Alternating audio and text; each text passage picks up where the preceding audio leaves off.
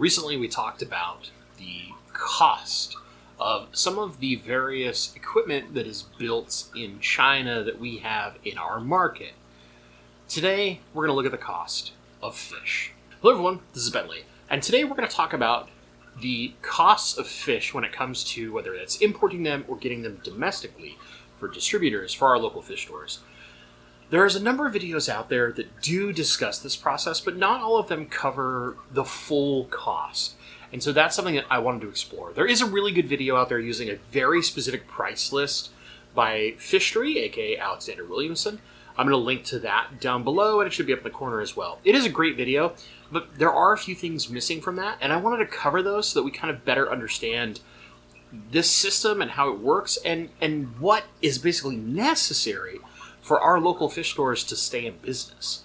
And what I mean by that is that there are certain levels of profit they kind of have to make in order to sustain themselves and stay around. So when you hear some of these prices, 10 cents a fish or whatever, that sounds really extreme, but we're missing a lot of costs in that price and a lot of requirements to get that price.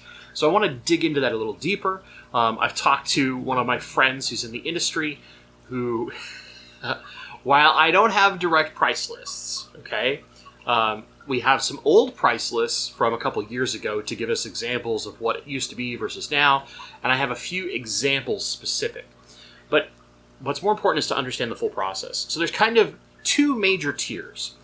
There's the big, conglomerate tier. We'll call this tier 1.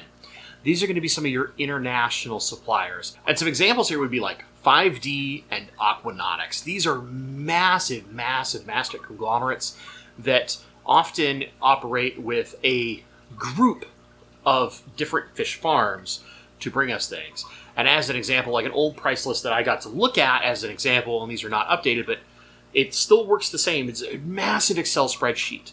And at the bottom you would have like China 1, China 2, China 3, China 4, Singapore 1, Singapore 2, USA, Denmark, whatever, right? Each of these tabs represents a different kind of obfuscated fish farm that this conglomerate can pull fish from. And within those lists are all the fish they carry and sell and their pricing as well as bag requirements. And here's one of the things that I think is missed a lot when it comes to international shipping or transshipping is that these big conglomerates have requirements on their orders that are not dollar amounts. They're bag amounts. And each bag is a set number of fish. So it can be very different. You could have one bag that's, say, 10 fish.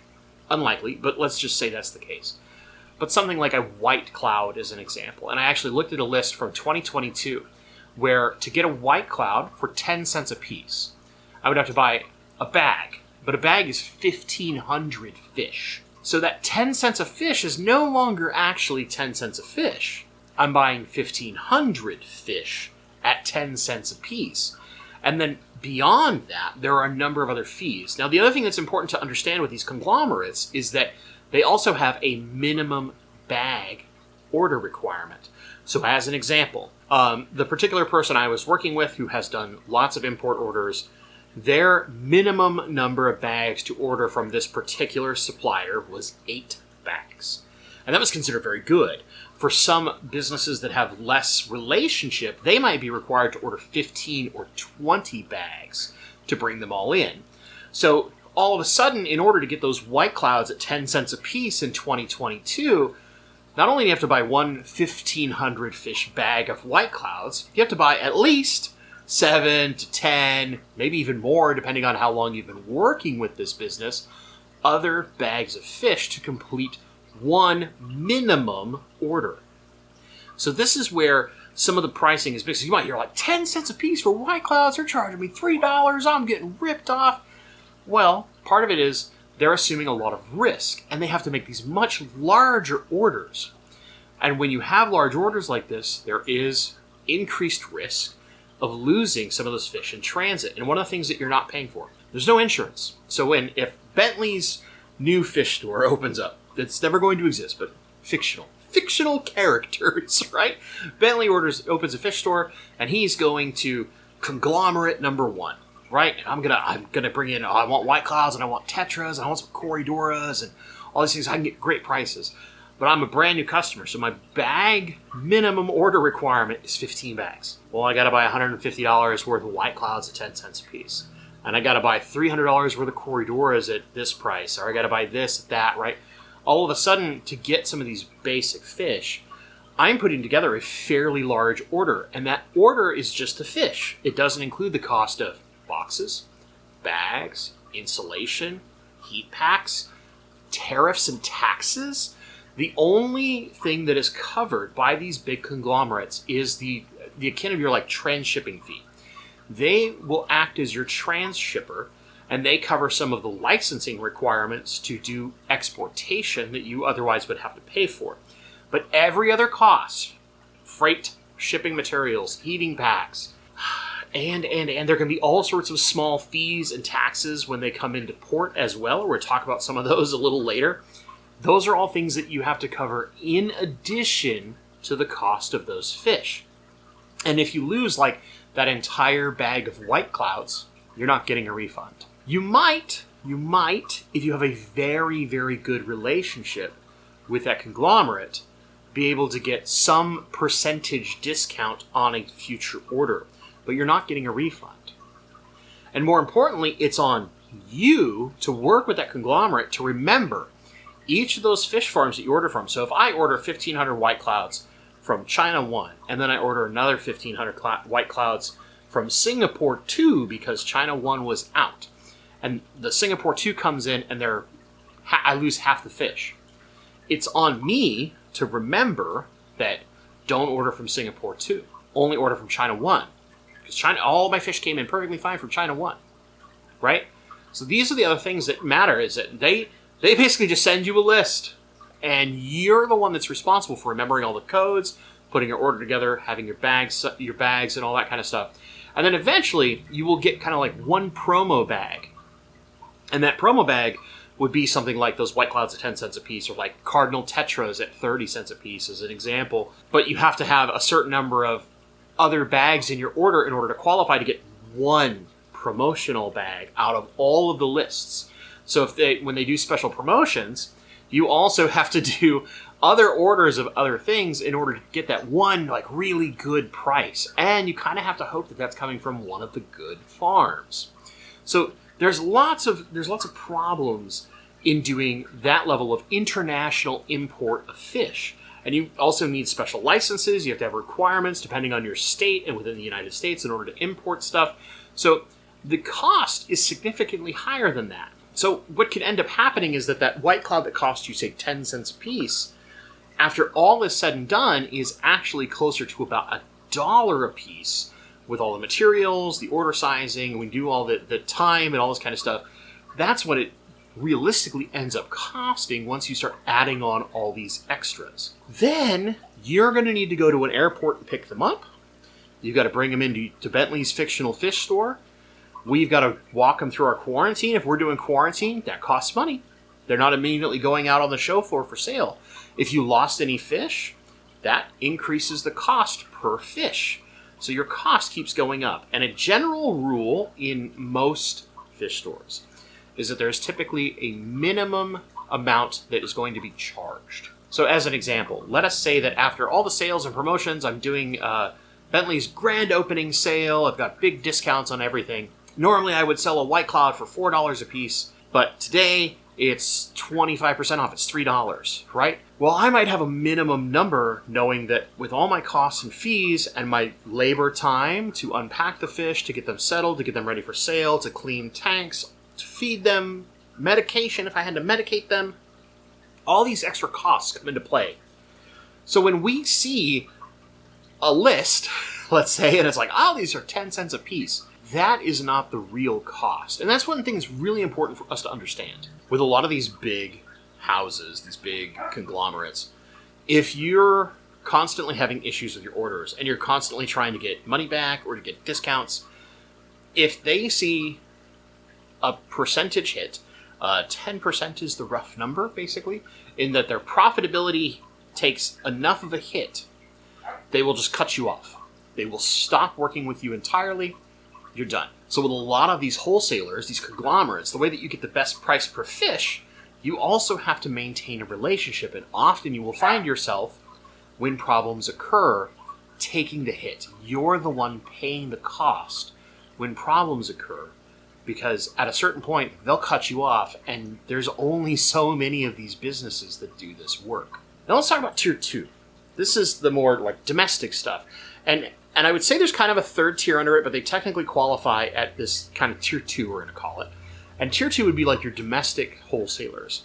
And that's going to be like your big guys in the industry are folks like Segrist Farms, potentially the Cichlid Exchange. And then there are smaller ones that I would kind of call Tier 3, but they still lump in with Tier 2. But what I mean by Tier 3 is that their size makes them more local. So as an example, there is like Aquahuna that is here in Washington State.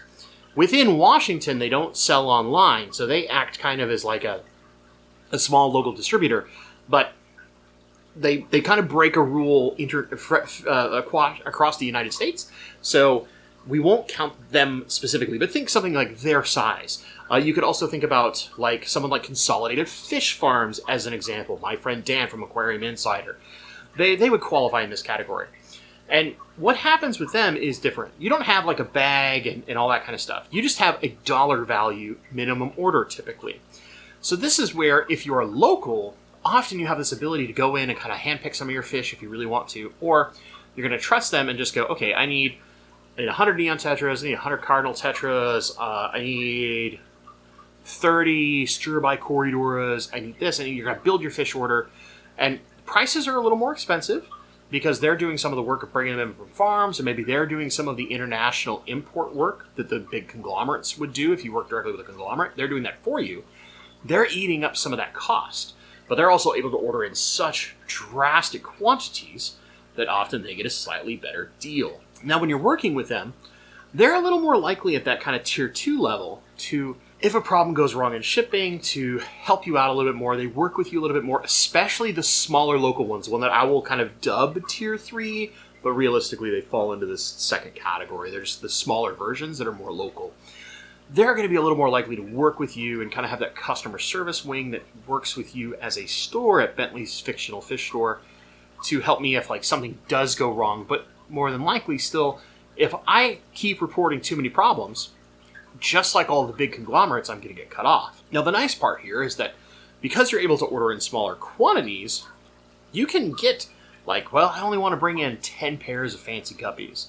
But you'll also see like staggered pricing. So as an example, it'd be like, if I'm ordering only 10 pairs of fancy guppies, they might cost me $2.90 per pair, right?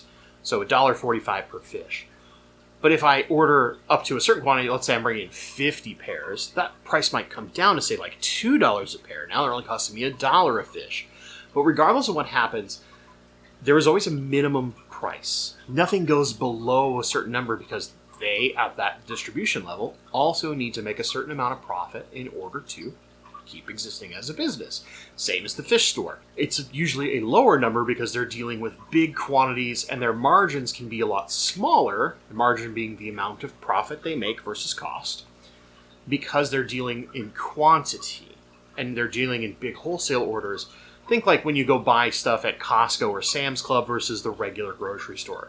You're buying in a larger quantity, so you get a better price. Well, they're buying in massive quantities, so they get naturally a better price, and they can offer it to us, our fictional fish store, at a cheaper price, but more expensive than if I were to go directly to those conglomerates. Now, here's where this gets interesting. Just like those conglomerates, I'm paying for shipping materials, paying for shipping cost, but what can get really funky is sometimes you will pay other additional fees. As an example, there were a number of large distributors during COVID that added on a flat COVID tax.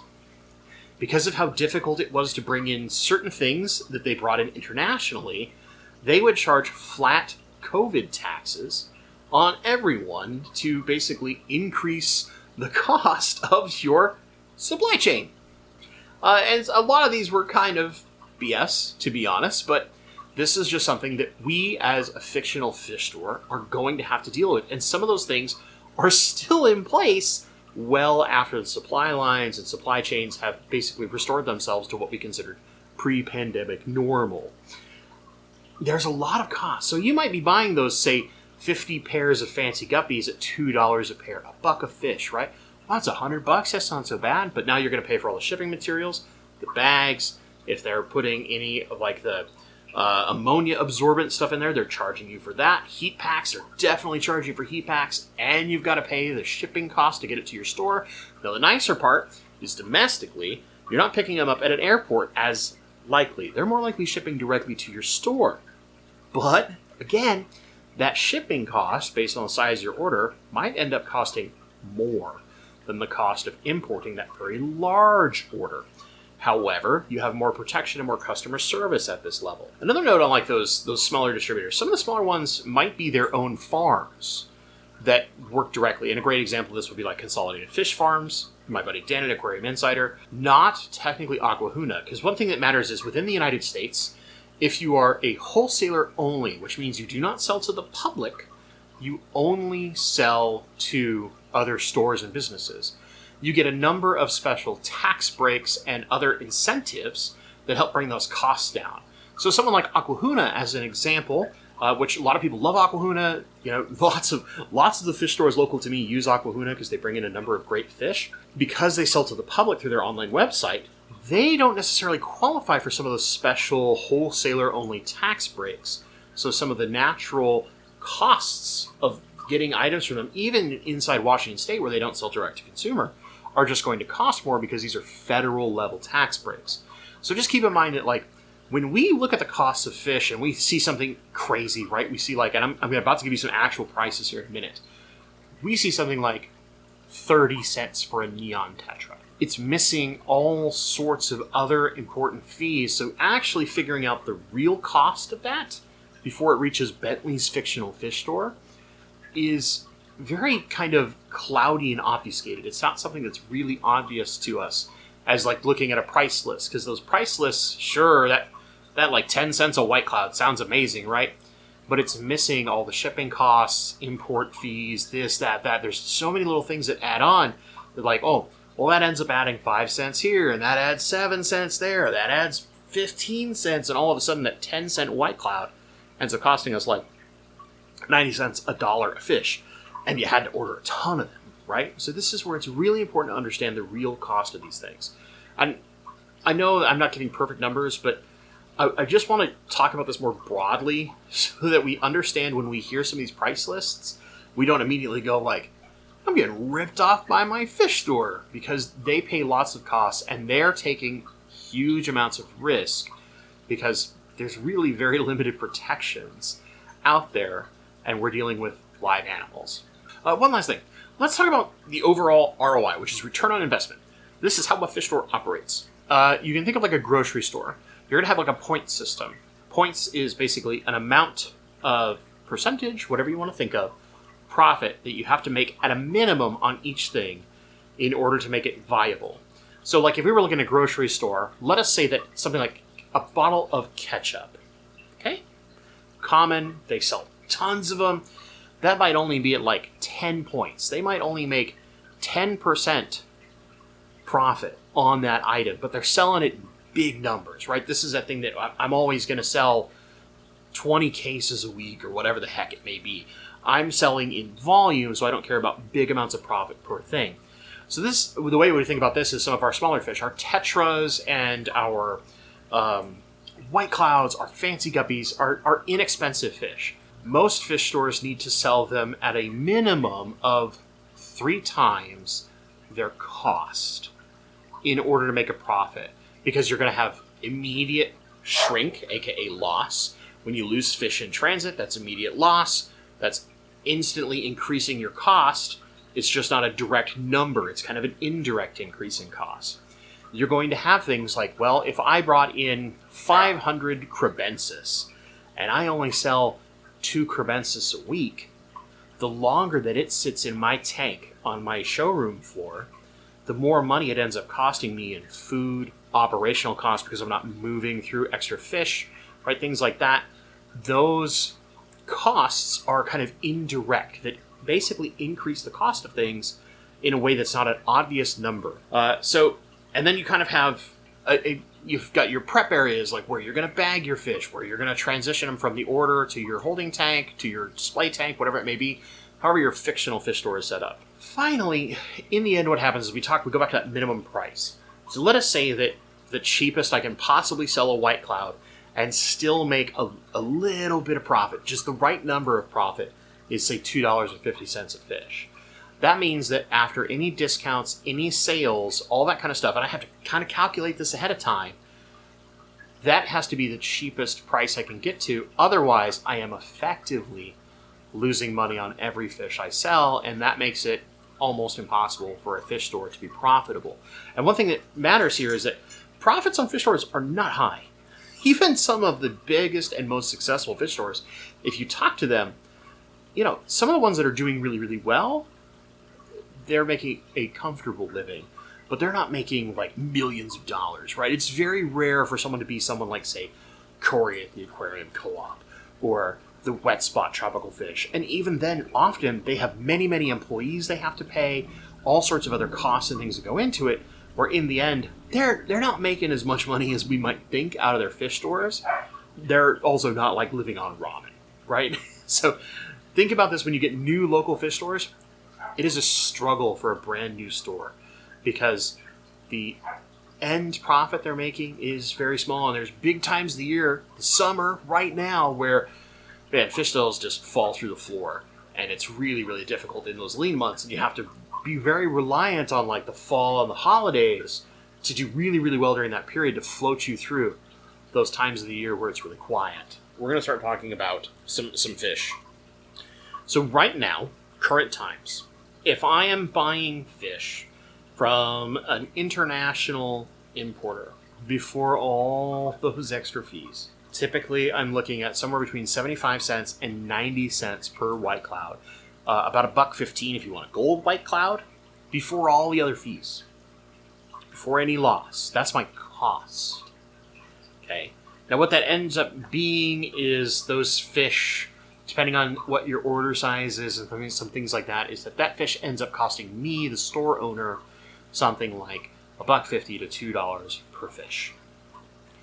A Cardinal Tetra is going to be closer to something like $1.75 before all the fees, which is why we see Cardinal Tetras at like $5 and $6 a piece. Stir-by Corioros, depending on where you order them, whether it's domestically or internationally, anywhere between about $2.65 and about $4.50 each before all the shipping costs. This is why, you'll go into a fish store, and especially lately, maybe you're like me when I used to buy auto singlets would be like $3 a piece. And then during the pandemic, they were like $9 a piece locally because, one, they were very hard to get, they were very hard to import, and the numbers were going down, so costs had to go up.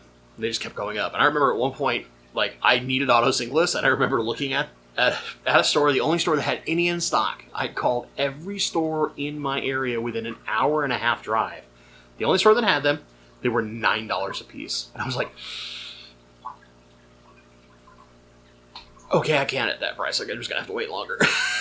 Because it was just so much. And they've come back down. But you got to keep in mind, as some of these supply restrictions incur, there's extra fees, tariffs, whatever it may be, these can drastically impact the cost of our fish. One last one I have for you. Basic fancy guppies. About $1.50 a piece.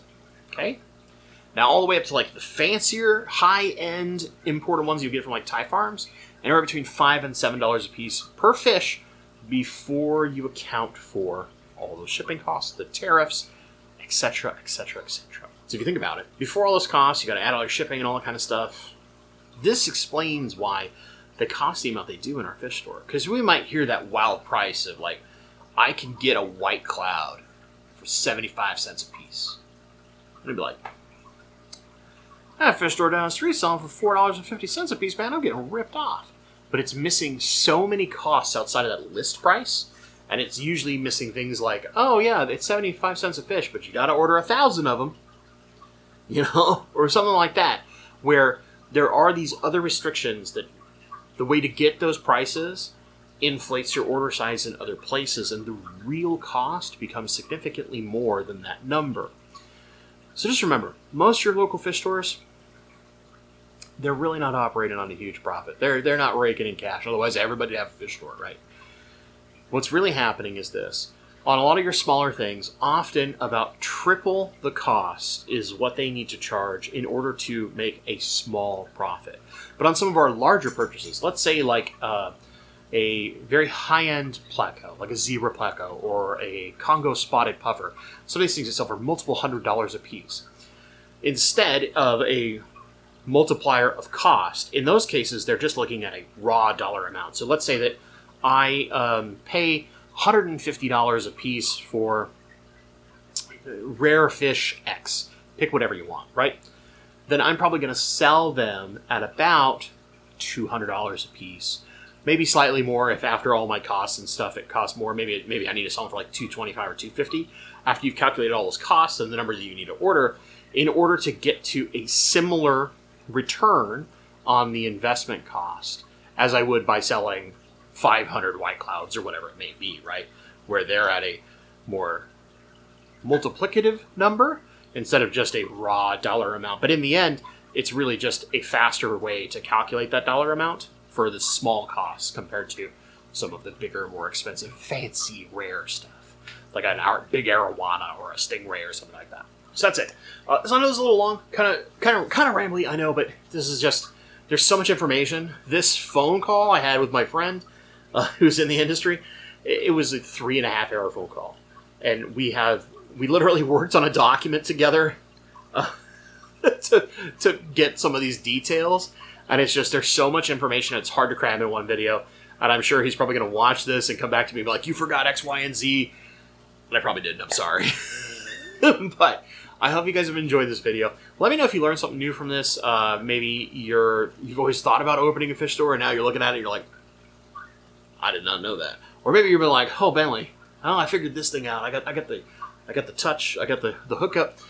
Maybe you want to work directly with local breeders, or you are a local breeder trying to sell to a fish store. This might help inform you as to why your fish might not sell for as much as you think, or maybe they were going for even more than you think. It might tell you a little bit about the particular market your local fish store is in, and whether or not certain fish are more or less profitable for you to breed as a breeder.